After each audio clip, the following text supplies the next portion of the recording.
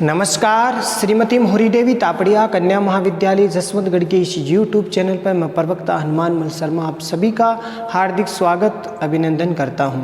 प्यारे विद्यार्थियों, आपके सामान्य हिंदी यानी अनिवार्य हिंदी जो है उसमें आज हम व्याकरण खंड से अध्ययन बिंदु शब्द शुद्धि को पढ़ेंगे। प्यारे विद्यार्थियों, ये जो कंपलसरी की क्लास है, कंपलसरी हिंदी की, अनिवार्य हिंदी की, ये बीए, बीएससी और बीकॉम फर्स्ट ईयर के सभी विद्यार्थियों के लिए है। और इसमें प्यारे विद्यार्थियों, आपका जो व्याकरण का खंड है वो मैंने पिछले वीडियो में जो पाठ्यक्रम संबंधी जानकारी है उसमें मैंने बता दी है। फिर भी एक बार बता देता हूँ कि व्याकरण खंड है वो आपका 50 अंकों का आएगा। ठीक है, 100 अंकों का पेपर होगा तो उसमें व्याकरण खंड है वो 50 अंकों का होगा। और उसमें अलग अलग जो है व्याकरण के टॉपिक वाइज है वो अलग अलग नंबर है वो निर्धारित किए गए हैं, वो भी मैंने बता दिया है। और 50 नंबर की आपकी होगी आपकी पुस्तक यानी गद्य और पद्य का जो भाग है वो खंड है वो 50 नंबर का होगा। तो इस प्रकार से ये जो अभी हम पहले पढ़ रहे हैं वो है आपका व्याकरण खंड जो कि 50 अंकों का होगा। उसमें आज हम पहला अध्ययन बिंदु लेते हैं, पहला टॉपिक लेते हैं प्यारे विद्यार्थियों, शब्द शुद्धि।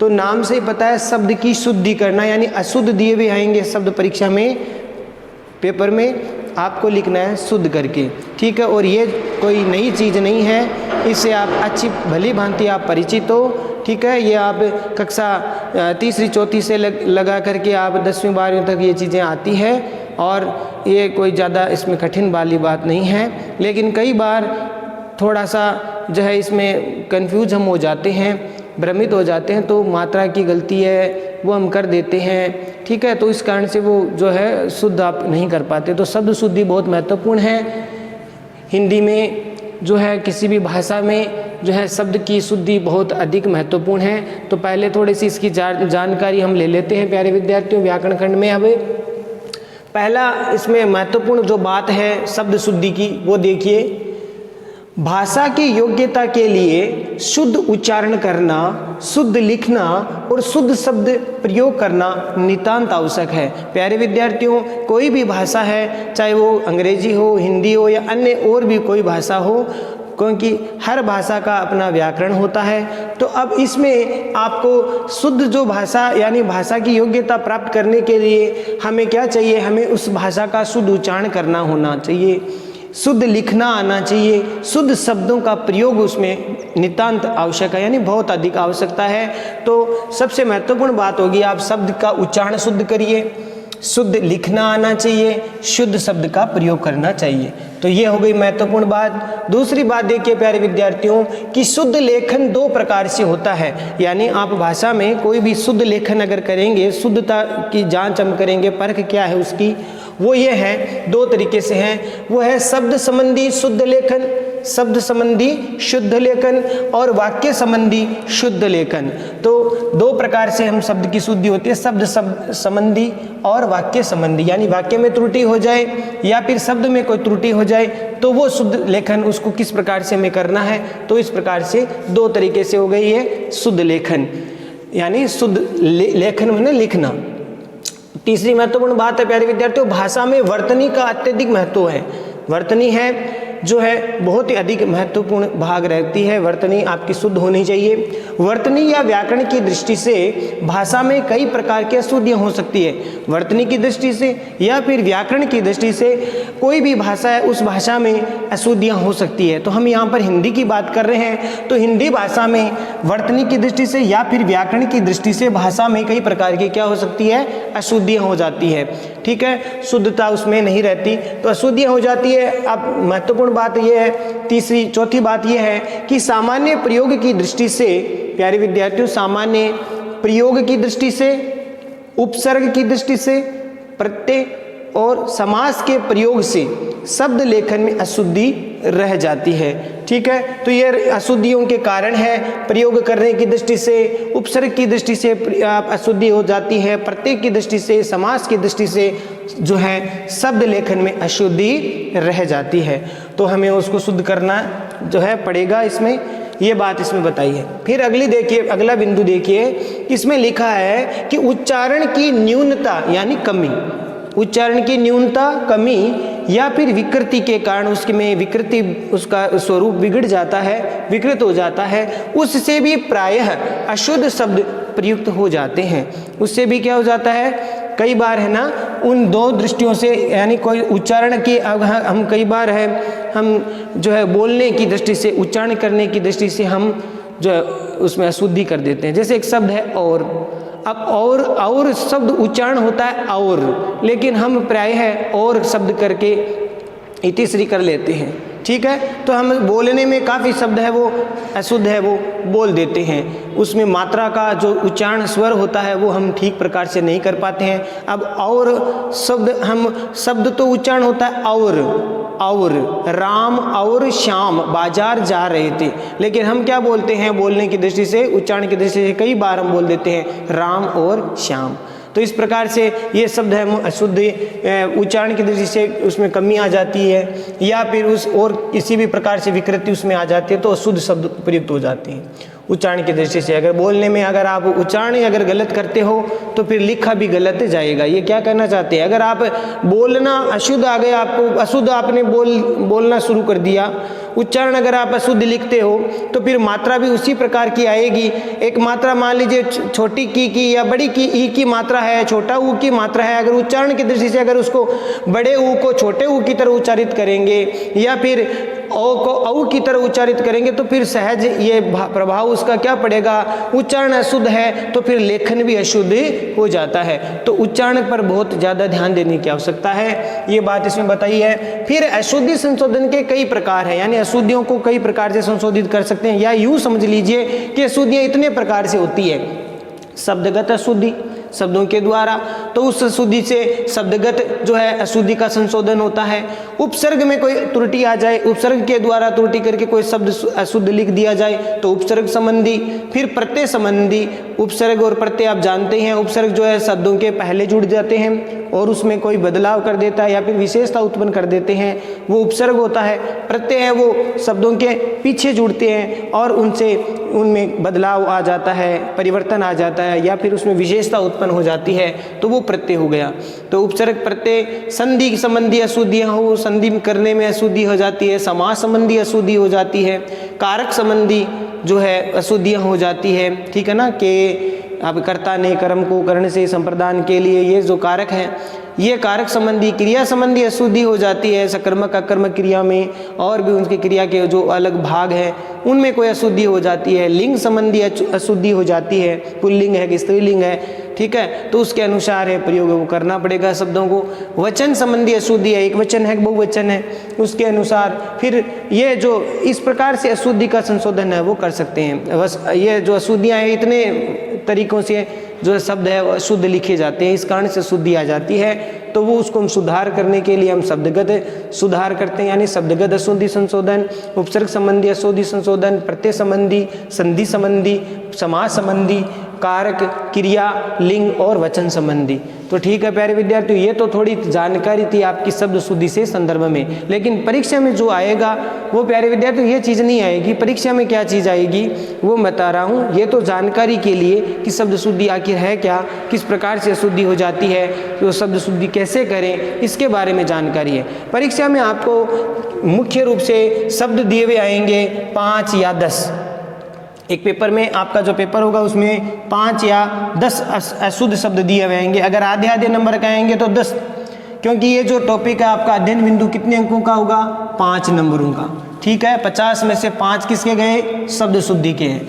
अब उसमें आपको क्या करेंगे, शब्द दिया आएगा अशुद्ध, ठीक है। जैसे कोई एक छोटा सा मैं उदाहरण दूँ, ये सा लिख दिया पति। अब आपको परीक्षा में अगर आपकी जो शब्दों पर पकड़ है आपकी, या परीक्षा में आप पढ़ के तो जाओगे ही और आपने देखा कि ये शब्द अशुद्ध है, पति में जो है मात्रा क्या होती है, ती की छोटी होती है, तो अब आपको केवल परीक्षा में ये लिख के आना है। ये तो दिया हुआ है, अशुद्ध तो दिया हुआ, आपको क्या लिखना है, ये शुद्ध लिखना है, ठीक है। इस प्रकार से आपको शब्द शुद्धि करनी है। अशुद्ध दिए हुए आएंगे, ऐसे आपको शुद्ध करना है, ज़्यादा कठिन नहीं है, ठीक है। तो इस प्रकार से कुछ महत्वपूर्ण मैं आज शब्दों को लेकर के आया हूँ, ठीक है। उन शब्दों को हम देखते हैं। जैसे परीक्षा में आता है उज्ज्वल, उज्ज्वल शब्द अधिकतर आता है, जो महत्वपूर्ण मैं वही लिखा रहा हूँ, ठीक है। तो जो महत्वपूर्ण है वही लिखा रहा हूँ, जो परीक्षा में कई बार रिपीट होते हैं, आते हैं घूम घूम करके।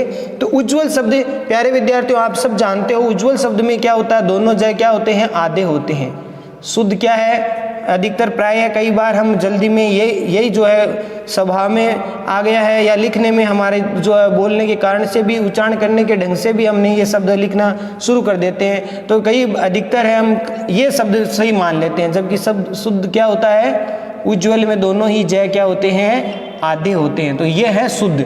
तो मैं इधर शुद्ध, आपको तो शुद्ध शुद्ध ध्यान रखना है प्यारे विद्यार्थियों, आपको अशुद्ध पर ध्यान नहीं देना है, आपको शुद्ध शब्दों पर ध्यान करना है, ठीक है। और वैसे भी अगर आपका अभ्यास है तो आपका हाथ ही आपको बता देता है कि मात्रा में कहाँ शुद्ध अशुद्ध कहाँ लिख रहा हूँ।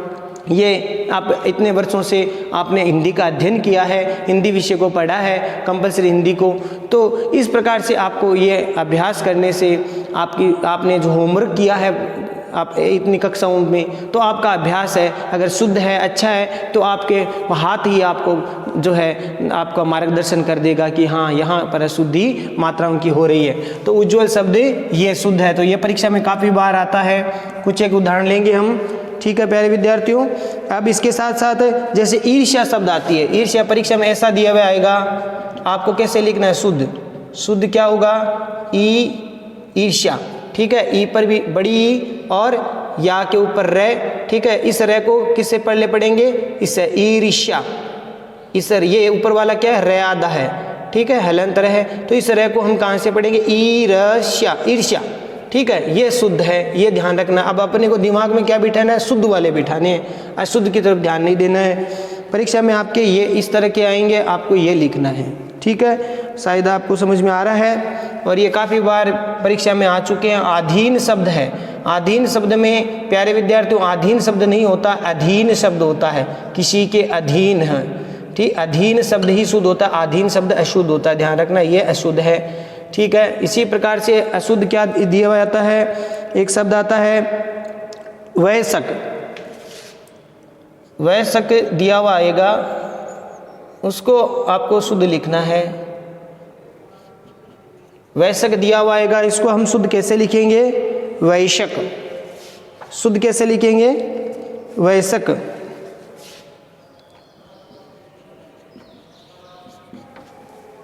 ठीक है प्यारे विद्यार्थियों, आशा करता हूँ ये समझ में आ रहा होगा आपको। और जैसे एक शब्द आता है ढंग,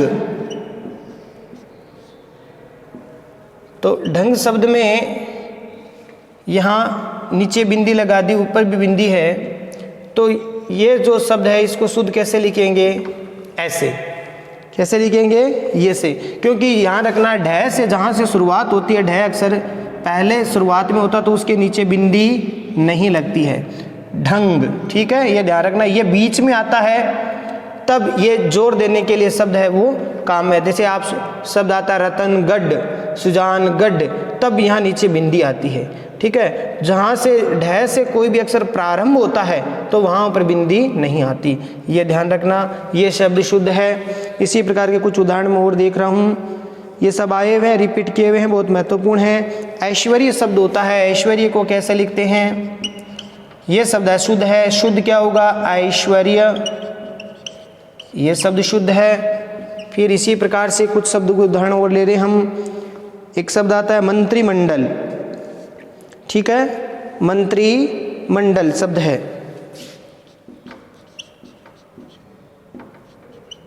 तो मंत्रिमंडल में मंत्री में त्रि छोटा हो जाएगा, मंडल, ठीक है। वैसे मंत्री खाली शब्द है वो तो बड़ा होता है मात्रा, लेकिन मंडल शब्द साथ में जुड़ते ही मात्रा हो जाएगी छोटी, ध्यान रखना, ये चीज़ आपकी जानकारी में होनी चाहिए। मंत्री शब्द तो स्वयं में तो त्रि की मात्रा बड़ी है, लेकिन मंडल शब्द बहुवचन के साथ में एक समूह के रूप में प्रयोग किया जा रहा है, तब त्रि छोटी हो जाएगी।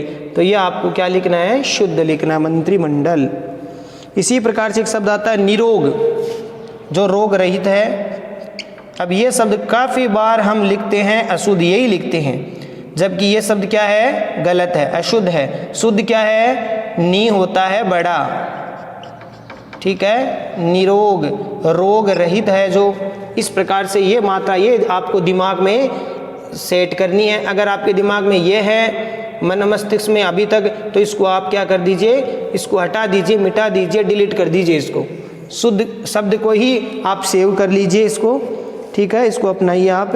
एक शब्द आता है व्यवहारिक, व्यवहारिक, और ये जो शब्द है वो प्रायः हम यही लिख देते हैं व्यवहारिक।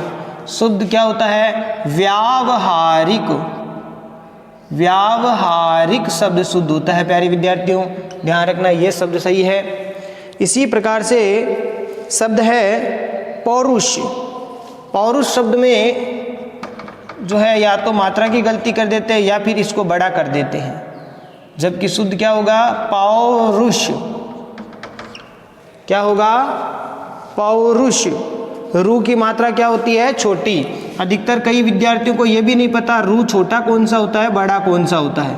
ध्यान रखना, ये बड़ा ऊ की मात्रा है, ये छोटा ऊ की मात्रा है, ठीक है, ये भी ध्यान रखना। अभी क्या प्रारंभिक कक्षा की, प्राथमिक कक्षा की आवश्यकता भी है साथ में अभी, ठीक है ना। कॉलेज में तो आ गए हम, लेकिन छोटी वाली चीज़ें हम भूल गए हैं, अभ्यास नहीं है। क्योंकि आपको पता है बचपन में हम चौथी पाँचवीं में जब अब पढ़ते थे तो 40 तक के पहाड़े हमें याद थे, आराम से याद थे। हर दिन रोज़ाना चौकड़ी की कॉपी में डाल डाल के देते थे, और जो है टीचर जी अच्छी सी पिटाई करके अच्छे से समझाते थे, हम सीखते थे डर के मारे। 40 तक याद थे, लेकिन धीरे धीरे अभ्यास छूटता गया।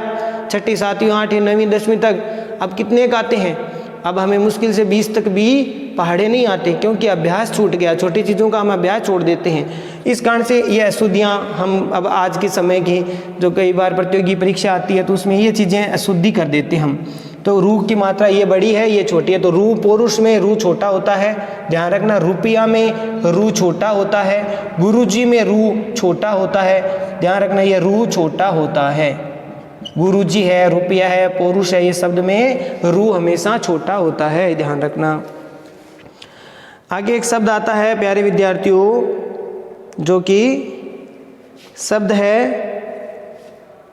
वाल्मीकि। वाल्मीकि,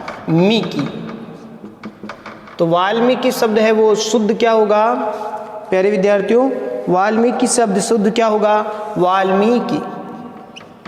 मी और की छोटा, ये ध्यान रखना, ये शुद्ध है एकदम, जिनको हम आदि कवि भी कहते हैं, वाल्मीकि, ठीक है।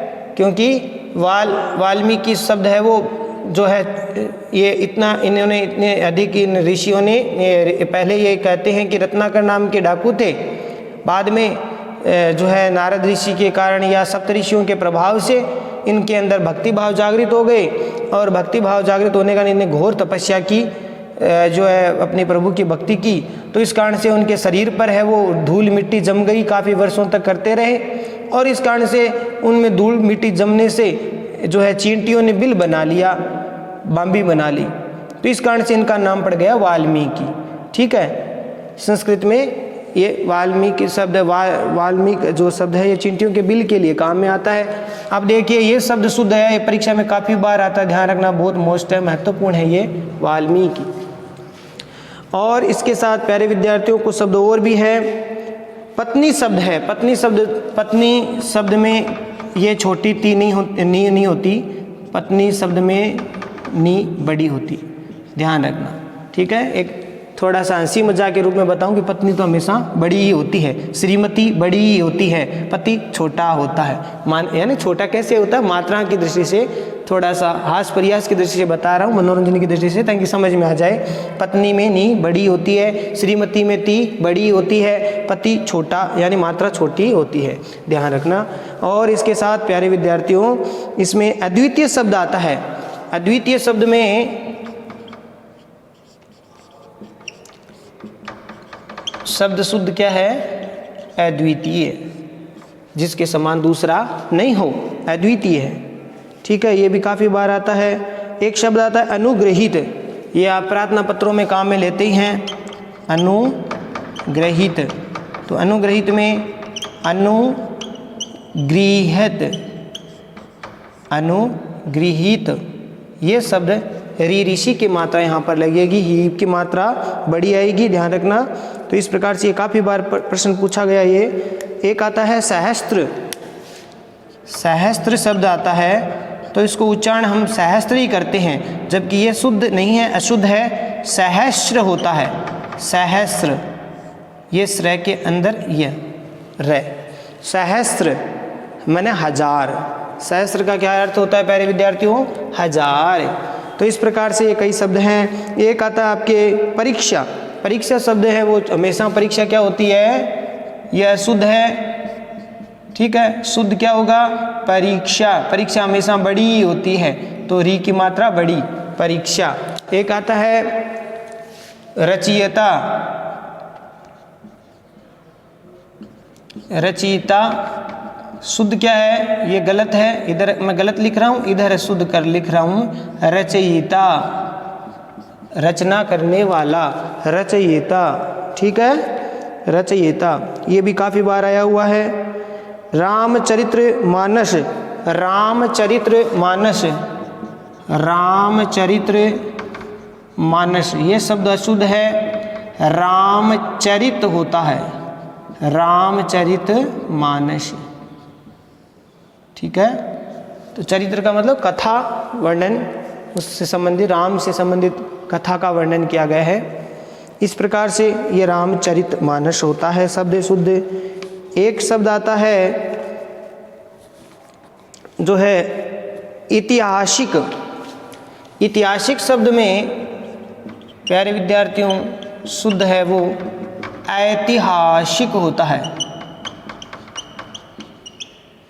ऐतिहासिक ये शब्द शुद्ध होता है। ऐतिहासिक शब्द है वो अशुद्ध है, ऐतिहासिक शब्द शुद्ध होता है। पैतृक शब्द है। पैतृक शब्द क्या होता है? ये अशुद्ध है, शुद्ध क्या है? पैतृक। ऋषि की मात्रा इसमें आएगी नीचे। पैतृक यानी पिता से जो प्रदत्त है, पूर्वजों से प्रदत्त है, जो दिया हुआ है, इस प्रकार का वर्ण हो गया इसमें। और एक शब्द आता है गौरव। गौरव शब्द लिखना आप अधिकतर शायद जानते हैं। गौरव ये भी काफ़ी बार आया हुआ है। गौरव हमें इस बात का गौरव है। और प्यारे विद्यार्थियों एक शब्द आता है आपका अतिथि। अतिथि शब्द जो है ये क्या है? अशुद्ध है। अतिथि में ती भी छोटा और थी भी छोटी होती है।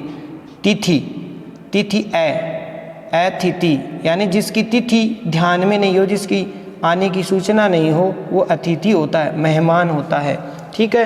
तो इस प्रकार से प्यारे विद्यार्थियों ये जो शब्द हैं वो परीक्षा में आपके आते हैं शुद्ध लिखने।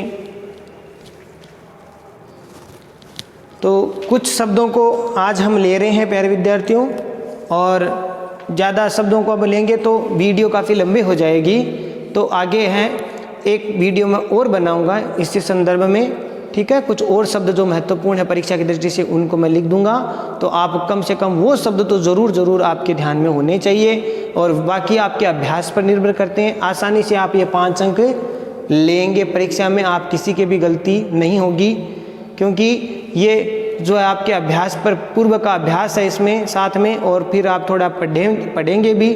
और कुछ महत्वपूर्ण जो परीक्षा की दृष्टि से एक ज़्यादा महत्वपूर्ण है वो मैं लिखवा दूंगा इसमें, अगले वीडियो में और लिखाएंगे। केवल अक्षर जो शब्द है, क्षमा करना अक्षर बोल दिया मैंने, शब्द है वो लिखाएंगे, शुद्ध लिख करके ही दिखा देंगे सीधा ही, अशुद्धि नहीं बताएंगे। अशुद्धि बता देंगे और शुद्ध लिख के एक चार्ट सा बना देंगे। वो आप कम से कम वो ज़रूर देख लेंगे, क्योंकि वो महत्वपूर्ण होते हैं और काफ़ी बार परीक्षा में रिपीट होते हैं। तो ठीक है प्यारे विद्यार्थियों, आज के लिए मैं जो मैंने समझाया है वो आप ठीक से इसको देख लेंगे, और इस संदर्भ में आपके पास अगर कोई व्याकरण की किताब है तो उससे आप थोड़ा सहारा लेंगे, इसको पढ़ लेंगे।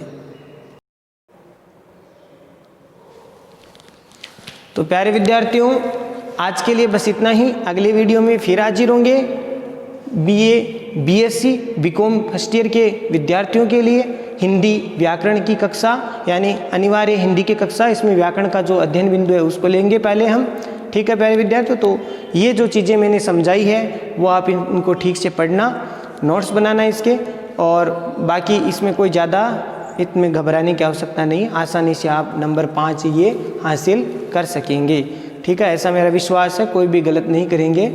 और आज के लिए बस इतना ही। अगले वीडियो में फिर हाजिर होऊंगा। तब तक के लिए जय भारत, जय हिंदी। धन्यवाद विद्यार्थियों।